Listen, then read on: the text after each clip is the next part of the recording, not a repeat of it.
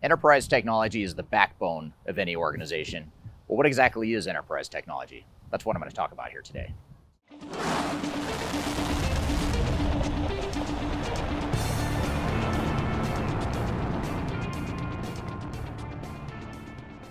My name is Eric Kimberling. I'm the CEO of Third Stage Consulting. We're an independent consulting firm that helps clients throughout the world reach their third stage of digital transformation success.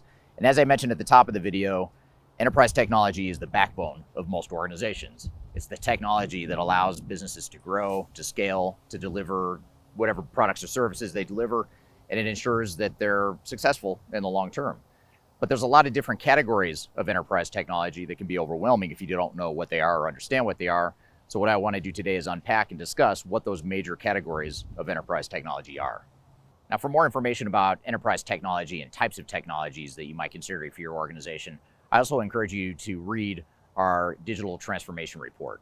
It's an annual report we publish each year that highlights independent reviews and rankings of different types of enterprise technologies, as well as best practices to help ensure your digital transformation is more successful. You can read and download that paper along with others using the QR code in front of you, or you can go to the links in the description field below.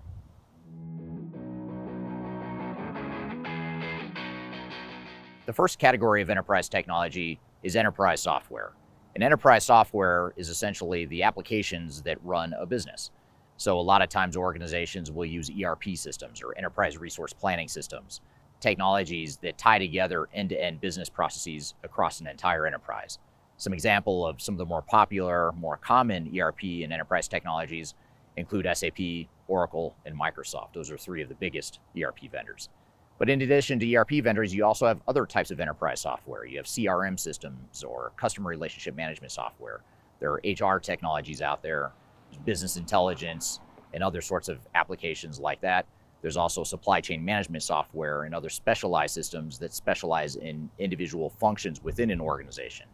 But in general, there's a whole category of enterprise technology called enterprise software. And this is typically commercial off-the-shelf technologies and software that can be configured and deployed throughout an organization to meet its individual needs and business processes. So while there are literally hundreds of different enterprise software systems out there in the marketplace, I've mentioned a few that are the more common types, but you can also learn more about specific enterprise software and systems by reading our digital transformation report. And I've included links to that in the description field below, or you can scan the QR code on the screen in front of you to read that report to learn more about some of the specific enterprise technologies that are out there.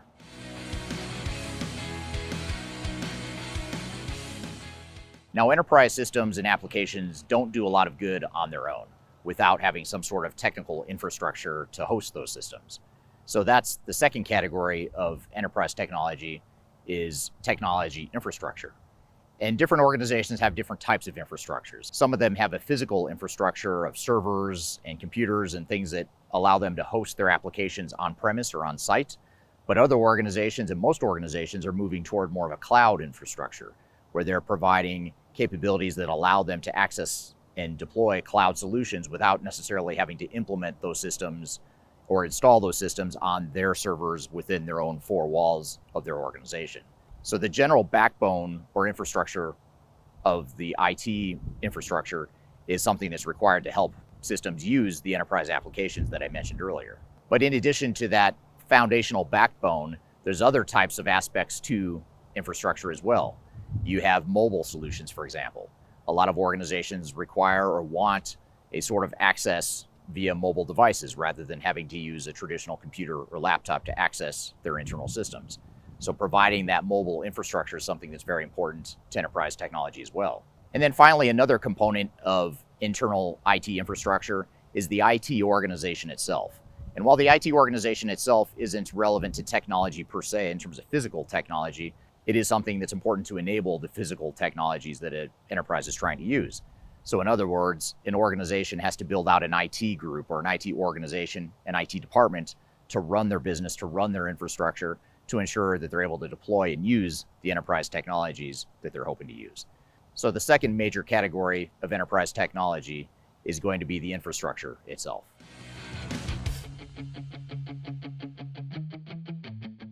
Now, so far we've talked about software and applications in terms of enterprise technology that's commercial off-the-shelf software. In other words, it's the same type of software that's being used by other organizations.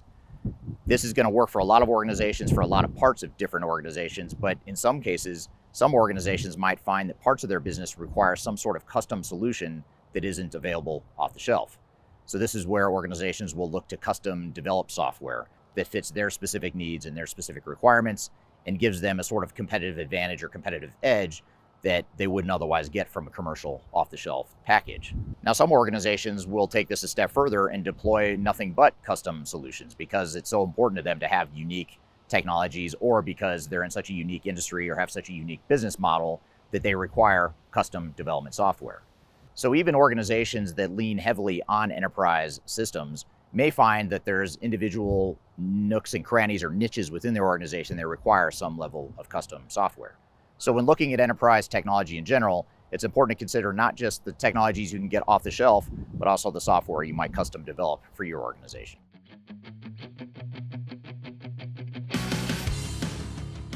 Cybersecurity is another important category of enterprise technology.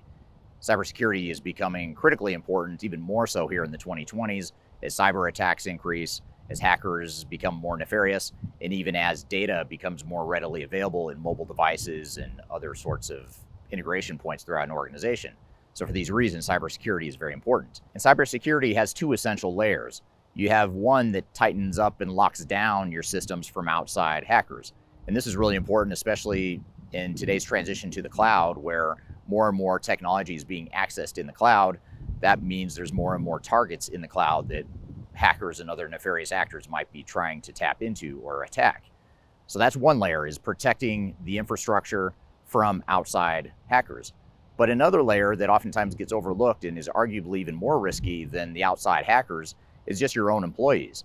How do you ensure that you have the right security and the right security profiles and cybersecurity protocols in place to ensure that people aren't doing anything nefarious with your data or your systems, or what's even more common is accidentally leaking information or mishandling data and proprietary intellectual property? So these are just a couple examples or a couple layers of how cybersecurity is becoming so important in today's day and age. So regardless of your specific digital strategy, you do want to make sure that you have a cybersecurity layer in consideration to ensure that you've included that in your enterprise technology roadmap for the future.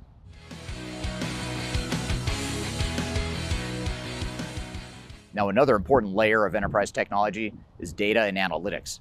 We've talked about enterprise applications and custom systems and infrastructure that's required to provide workflows and automation throughout an organization, but that data and that information that's captured in those systems is only as good as the data and analytics that are pulled out of those systems.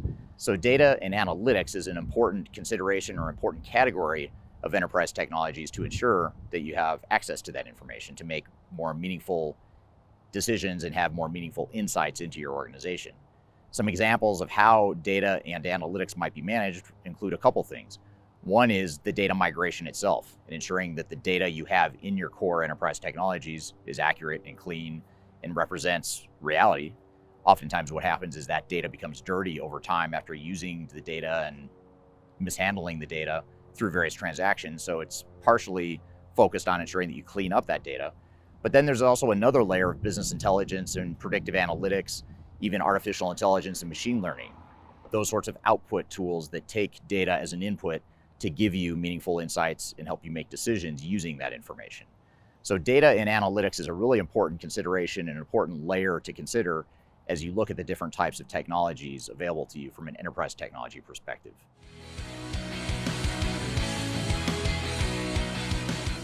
Now, the last category we'll talk about is emerging technologies. And there's a lot of emerging technologies that are relevant to enterprises and enterprise technology. I've mentioned a couple already, which include artificial intelligence, machine learning, for example. Those are two common technologies that are becoming interwoven into enterprise systems, into custom developed software, as well as other types of technologies. Regardless of the type of technology you're considering, you want to look at AI and machine learning as potential subcomponents within that, or you could be looking at AI and machine learning as standalone technologies to add on top of your enterprise technology stack. In addition, you also have other emerging technologies like blockchain, also Internet of Things. Those are a couple of additional examples of emerging technologies. So the key here is to really look at and understand what the emerging trends are and what the different types of technologies are that are available to you within your enterprise technology roadmap. So these are just a few of the different considerations and the different types of technologies you should be aware of as you look to the world of enterprise technology. For more information and understanding of what the different types of technologies and software vendors are within the enterprise technology space, I encourage you to read our digital transformation report, which covers independent reviews and rankings of different types of technologies, as well as best practices in how to deploy those technologies. So I encourage you to read that report by scanning the QR code in front of you, or you can go to the links in the description field below. So I hope you found this information useful and hope you have a great day.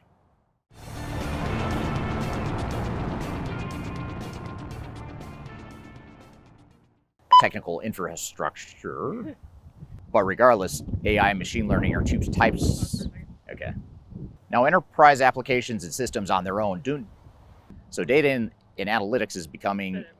Yeah, that's right. It was a total stutter there.